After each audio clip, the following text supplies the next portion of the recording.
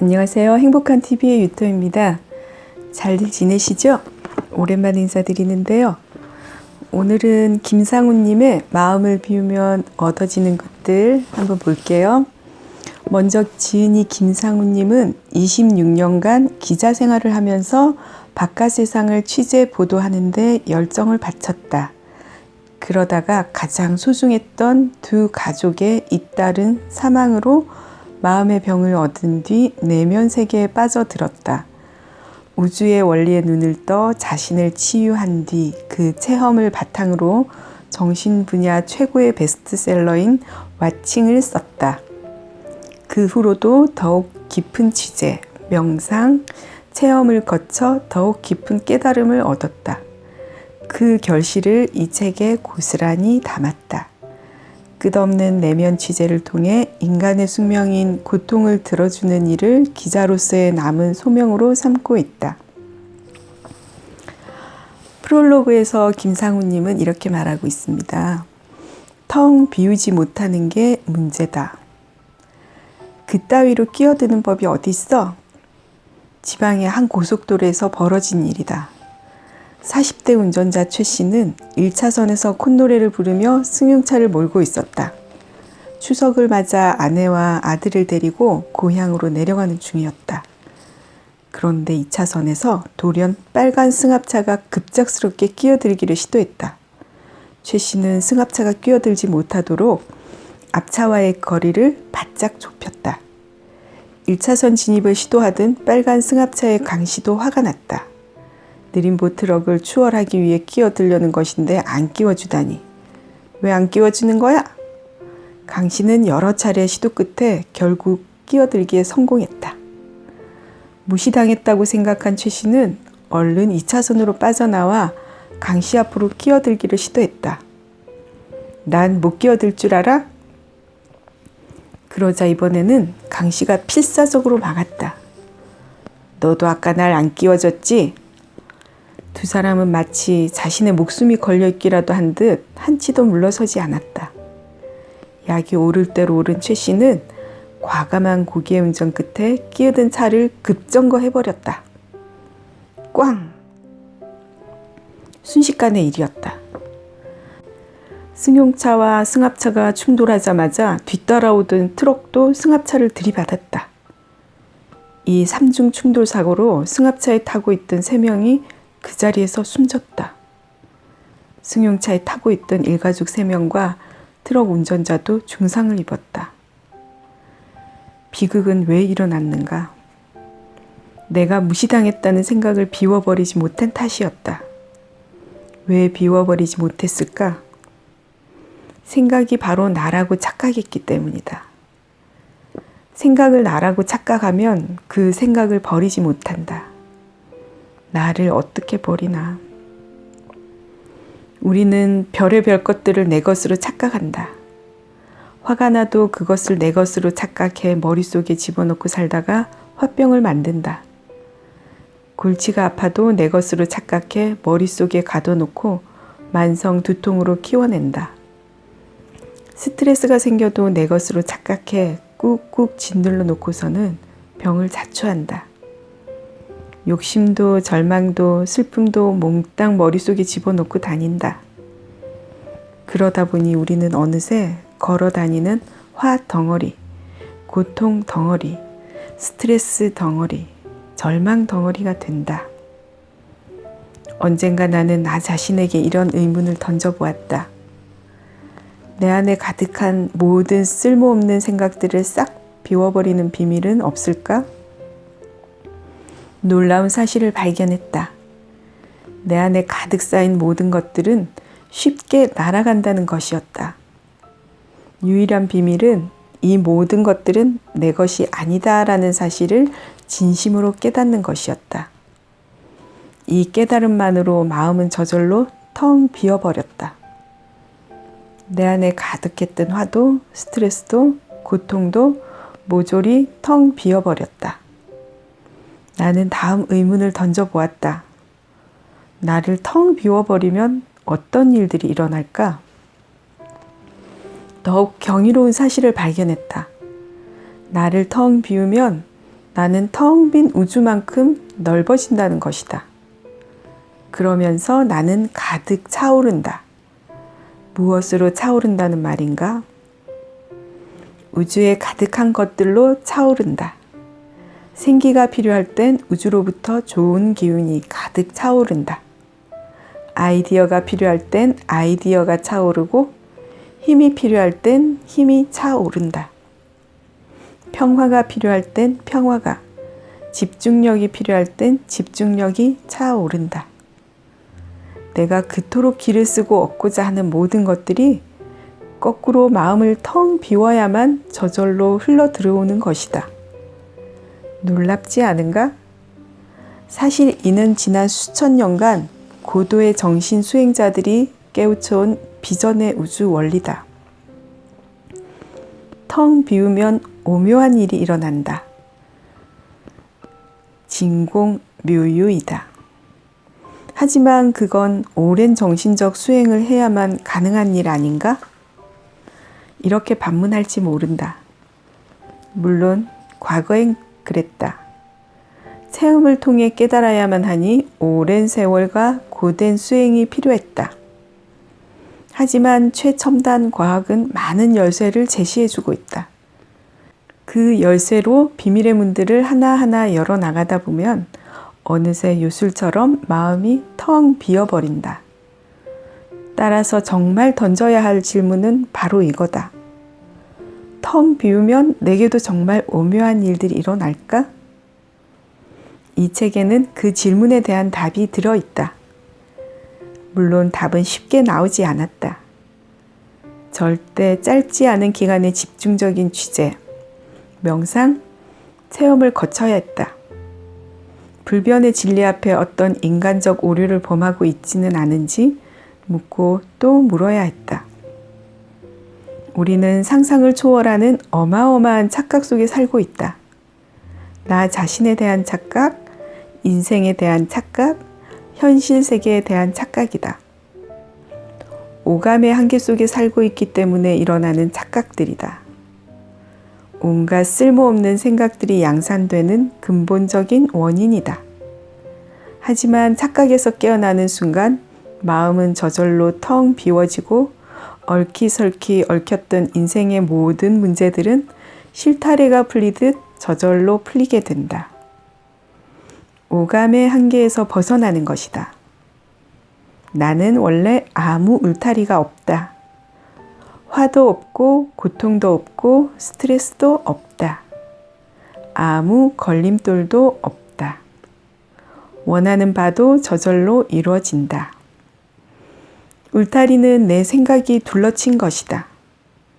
내 안에는 내가 원하는 모든 게 들어있다. 병을 고치는 에너지, 기발한 아이디어, 모든 물음에 대한 해답들이 들어있다. 오감의 세계는 시공간의 한계 속에 갇힌 세계다. 생각을 한 차원 높이면 이런 한계가 돌연 사라진다. 한 차원 높은 삶을 살게 되는 것이다. 나는 독자들이 자신의 마음을 텅 비우고 이 책을 읽기 바란다. 그래야 아인슈타인의 말대로 집요한 착각에서 벗어나 저절로 텅 비워지는 걸 실감하게 될 것이며 그때부터 오묘한 일들이 꼬리를 물고 일어날 것이기 때문이다. 인생은 착각이라는 요술 속에 펼쳐지는 정교한 연극이다. 이 연극이 어떤 목적으로 어떻게 펼쳐지는지를 깨닫는 순간 우리는 자신을 텅 비우고 진정한 자유인이 된다. 인생의 참 목적도 저절로 드러난다. 그래서 꿈을 이루는 일도 물 흐르듯 수월해진다. 내겐 아직 부족한 점이 많다. 하지만 최소한 이 책을 쓰는 순간까지 내가 취재하고 깨달은 것만큼은 쉽게 전달될 수 있도록 온 힘을 다했다. 이 책은 1장부터 4장까지 나오는데요.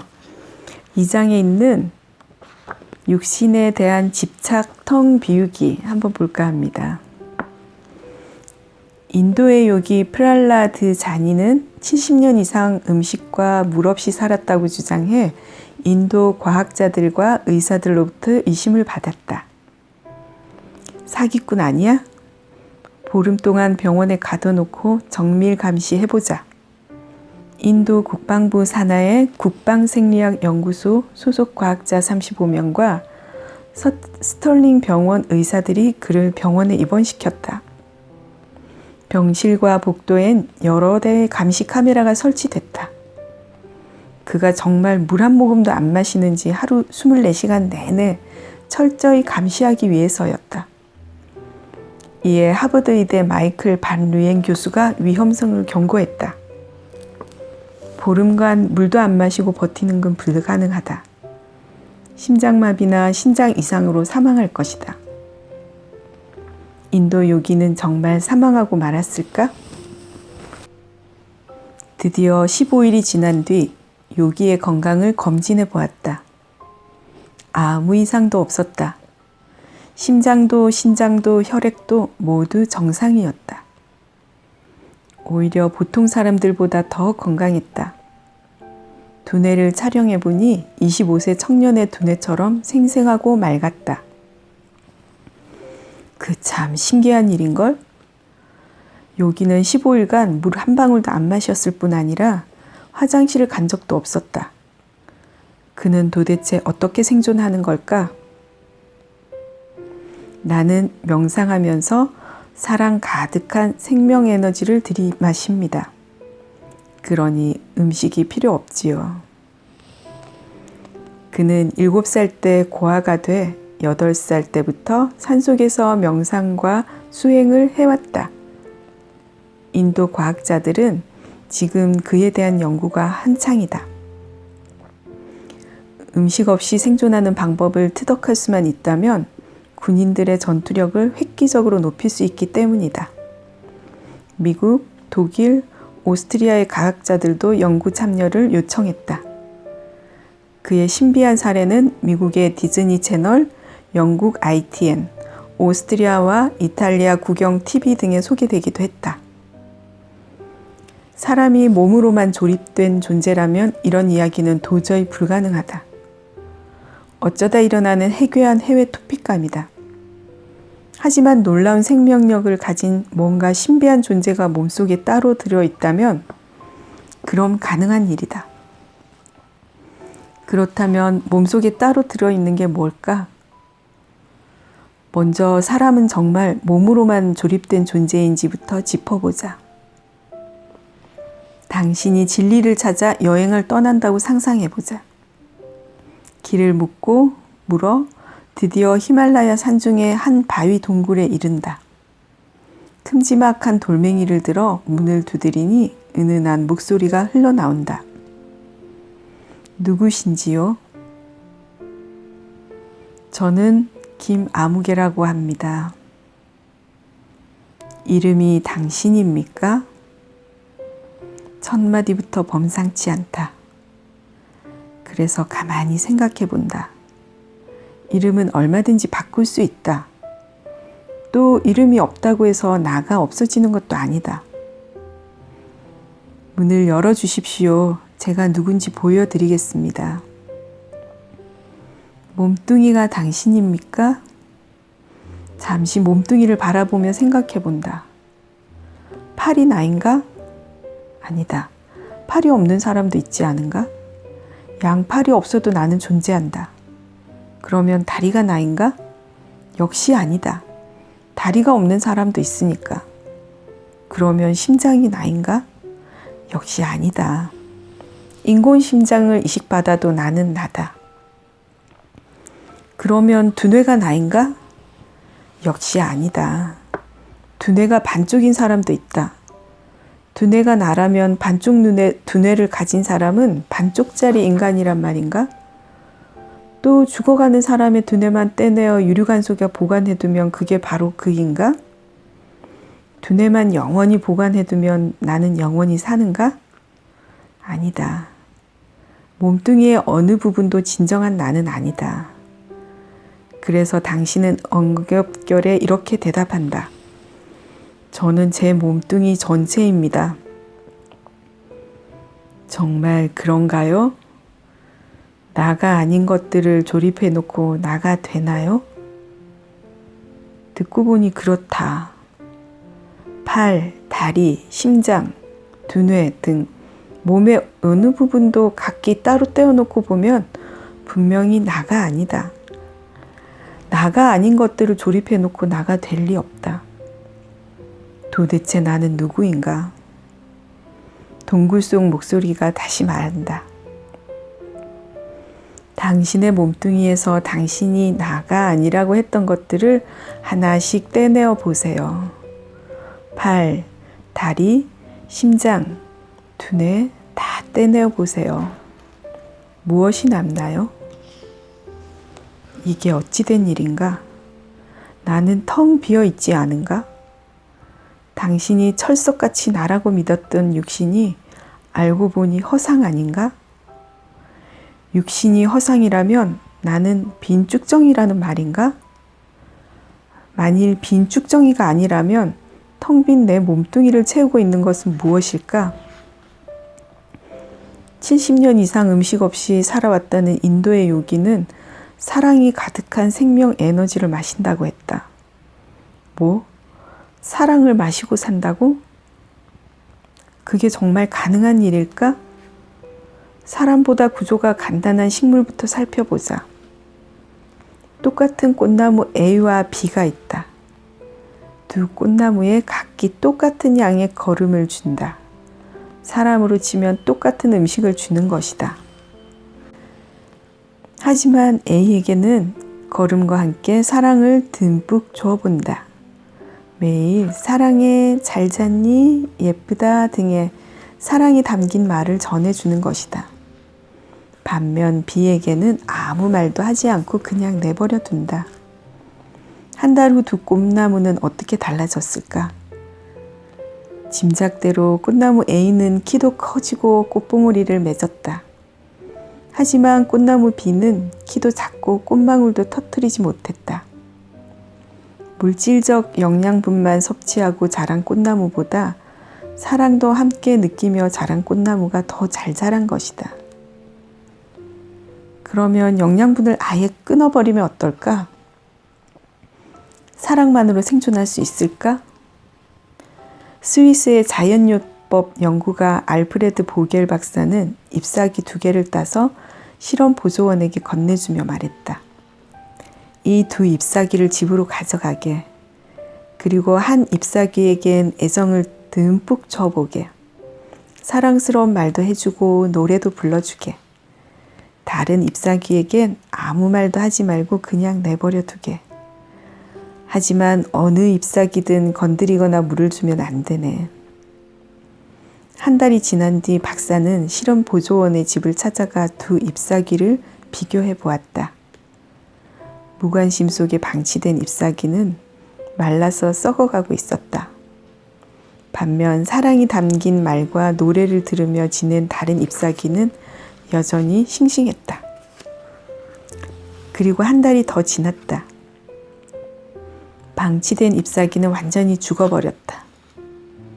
그러나 사랑을 받은 다른 잎사귀는 여전히 살아있었다. 놀라운 일이다. 영양분이 완전히 끊어져도 사랑만으로 생존할 수 있는 것이다. 사랑만으로 생존하는 뭔가가 잎사귀 속에 존재하는 게 틀림없다. 대체 무엇일까? 그 정체를 알아보기 위해 잎사귀의 상단을 잘라내보자. 잘라낸 부분은 흙으로 돌아간다. 하지만 키릴리안 카메라로 찍어보면 잘린 부분에 선명한 에너지장이 남아있는 게 뚜렷하게 보인다. 이 에너지장은 일정한 형체를 가지고 있다. 단순화해 말하면 이것이 잎사귀의 영체다. 만물의 영체는 모두 사랑 덩어리다. 음식이 아닌 사랑을 양식으로 하는 존재다. 사랑을 받은 잎사귀가 오래 생존할 수 있는 것도 그 때문이다. 우리는 눈에 보이는 육신만이 우리의 모든 것인 줄 알고 산다. 하지만 육신은 껍데기다. 수명을 다하면 사라진다. 우리 몸을 구성하는 단백질이 사흘 이내에 아주 고약한 냄새를 풍기는 물질로 분해되기 때문이다.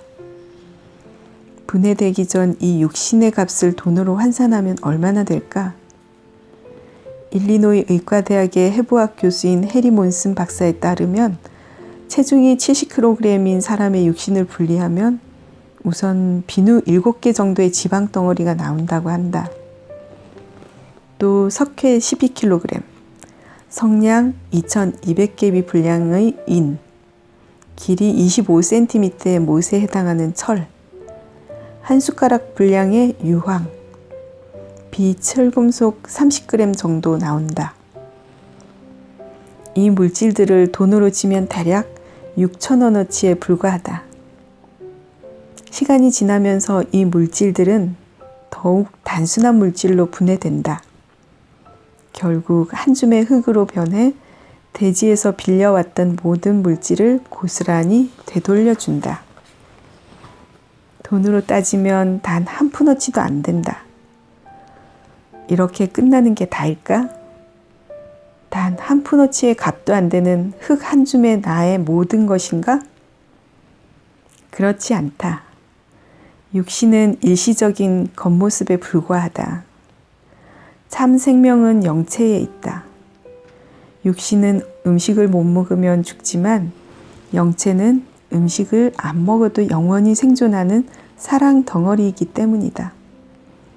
사랑으로부터 지능, 생명, 에너지 등 우리가 원하는 모든 것이 흘러나온다.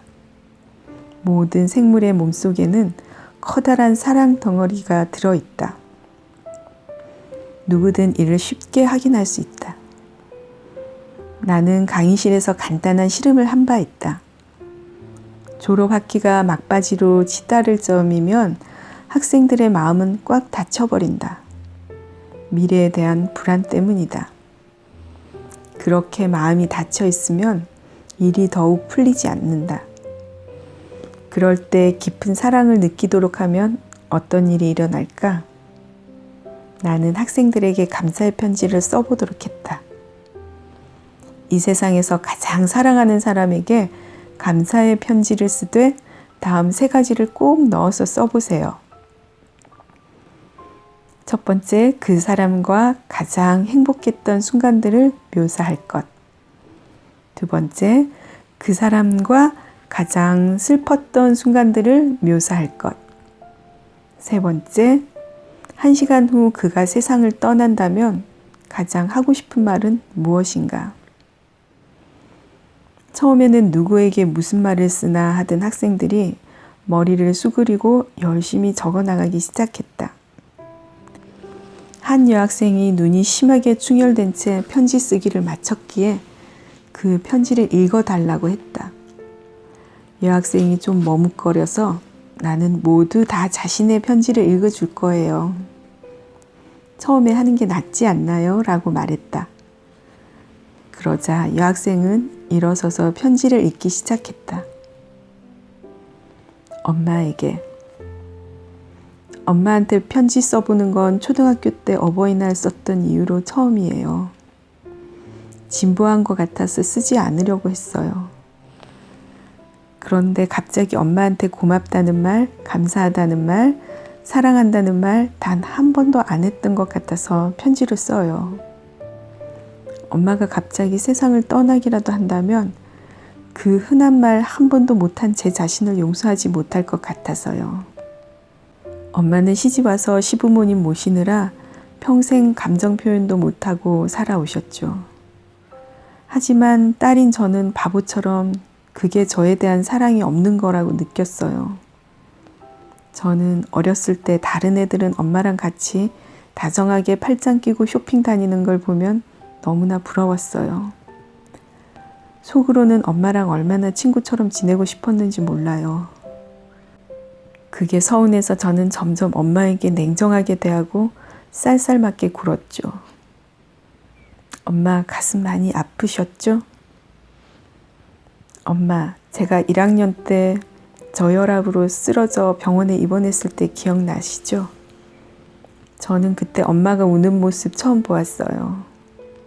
저는 아직 안 깨어난 척 했지만 엄마가 제 침대 옆에서 그토록 슬프게 우는 걸 보고 마음속으로 펑펑 울었답니다.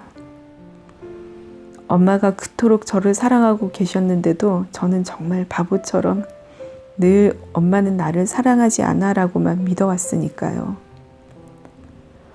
엄마는 병원에서 며칠 밤을 꼬박 세우면서도 저를 씻겨주고 먹여주고 하셨죠. 그런데도 저는 고맙다는 말, 감사하다는 말, 사랑한다는 말 단 한마디도 못했어요. 엄마 가슴이 얼마나 아프셨어요? 무서운 시부모님, 참 무뚝뚝한 아버지, 쌀쌀 맞은 딸. 딸을 보면서라도 힘을 얻으셨어야 했는데 저는 엄마한테는 늘 그렇게 대해도 된다고 믿어왔어요. 엄마는 아무 감정도 없는 살림꾼이라고만 생각해왔어요. 이 편지를 쓰면서도 울컥거리는데 엄마한테 읽어드리다가 엉엉 울어버리면 어떡하나 걱정이네요. 엄마 감사합니다. 울먹거리며 편지를 읽기 시작한 여학생은 마침내 엉엉 울기 시작했다. 다른 학생들도 눈가를 훔쳤다. 학생들의 편지는 제각기 사연이 달랐다. 하지만 모두가 깊은 사랑을 느끼는 순간 마치 몸속에 등불을 켠 듯 어둡던 얼굴들이 일시에 환하게 밝아졌다. 그러면서 벅찬 감정을 느꼈다. 우리 몸속에 사랑으로 점화되는 영체가 들어있기 때문이다. 오늘은 여기까지 하겠습니다. 감사합니다.